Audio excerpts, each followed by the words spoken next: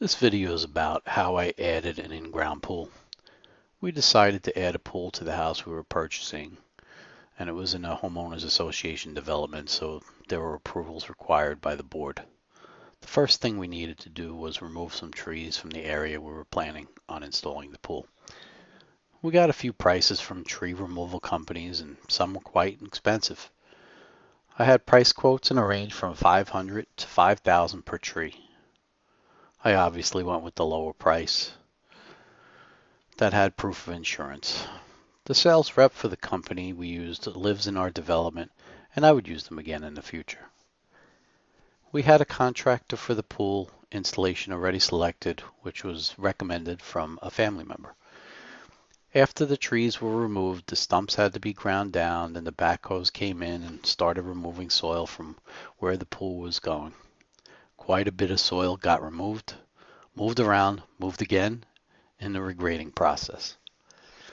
We decided to go with a larger cement deck patio surrounding the pool, so we needed the cement trucks to be able to access the area. It took a couple days for the guys to assemble the in-ground pool kit, another couple of days to get the circulating hose and wiring for the pool and outlets.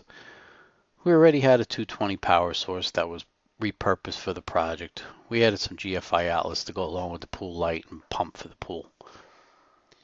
While the pool contractor was busy doing his work, we had the fence installers there putting up 5-foot dog-eared wood fence around the perimeter of the backyard.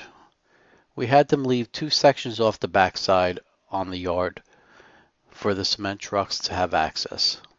We just screw them in when done and unscrew them to take them down. They set up styrofoam forms for the cement deck surrounding the pool and then poured the concrete patio. Took another day or so for the cement to cure completely. Once the cement was cured, it was time to start filling the pool. It took a couple of days for the pool to fill. We called the water company in advance to get a reduced bill for not having wastewater being charged for this one-time fill. We had a choice to go with the standard chlorine pool or a salt option. We chose the salt option and the images in the video. I can say that the salt solution pool was a much better option. The chlorine pool leave a film on my skin, and the salt doesn't leave any, but actually makes my skin feel softer. The guys then started to add the retaining wall blocks to divert any water that would be heading toward the pool.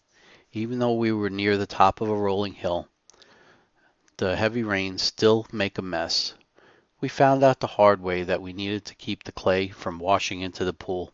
It took 3 days to not have red clay in the pool anymore. We use an electric dolphin to vacuum the pool, which does a pretty good job if we keep the clay out. We were able to get use of the pool for most of the first summer. When it came time for us to close the pool, we called the pool installer to help us close it for the first time, and it was pretty easy. We decided to go with the solid cover versus one that would allow water to go through. The advantage is we wouldn't have to run the pool pump all winter, whereas the other cover we would be required to because dirt and water can get through. We would also have to buy chlorine because the salt option doesn't work under a certain temperature. Again, the salt option was the right choice for us. Early the next spring, I installed a railing to go along the edge of the patio wall, widened the steps, and installed handrails for the steps. Our fear was that someone would walk off the end of the patio, which was about a 3-foot drop. I hope you enjoyed the video. Please subscribe for updates.